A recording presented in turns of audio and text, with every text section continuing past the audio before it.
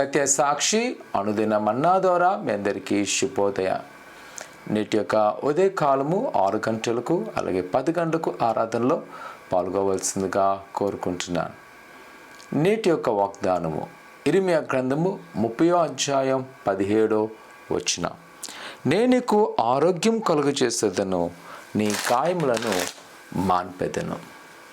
ప్రియకుమార కుమార్తె, ఈ ఉదయకాల సమయంలో దేవుని యొక్క భరోస్కరమైన మాట, నేను ఆత్మీయంగా, శారీరకంగా, మానసికంగా బలపరచడానికి, నీ గాయములను బాగు చేయడానికి పరిశుద్ధులైన యేసుక్రీస్తు ప్రభు మనకు తోడుగా ఉన్నారు.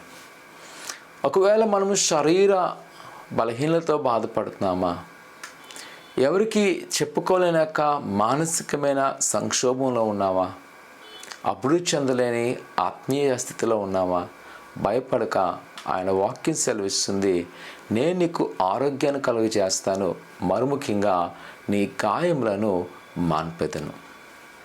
ఈ వాగ్దానాన్ని మనము నిజముగానే నమ్మవలసినది.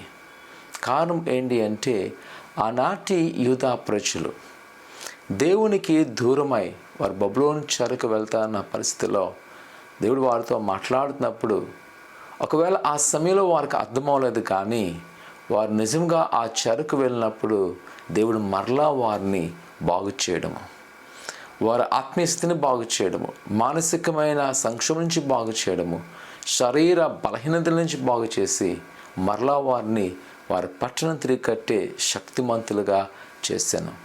నిజమే ప్రియ కుమార కుమార్తె, ఈ ఉదయకాల సమయంలో దేవుడిని స్వస్థపరుస్తున్నాడు. ఒకవేళ ఈరోజు నువ్వు ఎంతో దిగులుతో ఉన్నావా, భయ ఆందోళనతో ఉన్నావా, నీ శ్రమను బట్టి ఎంత కాలం భరించనున్నావా, భయపడక, ఇదిగో ప్రభు నిన్ను స్వస్థపరచును, ఆయన నిన్ను రక్షించును. ప్రార్థన చేసుకుందాం. పరిశుద్ధుడా, ఘనమైన దేవా, నీకున్నాలు, ఆశ్చర్యకర ఆలోచనకర్త నీకున్నాలు.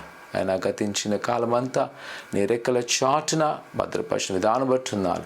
నీ కృపను చూపించండి, నీ వాసనలతో నడిపించండి. ఎదుగో ప్రభా, నీ బిడ్డలనైనా వారికి నువ్వు ఇచ్చిన వాగ్దానం బట్టి నీ స్వస్థత ఇచ్చేయండి. వారి గాయాలు మానపండి ప్రభా. ఎదుగో వారినైనా ఎటువంటి బలహీనంగా ఉన్నా సరే మీరే లేవనెత్తి మళ్ళా వాడుకోండి.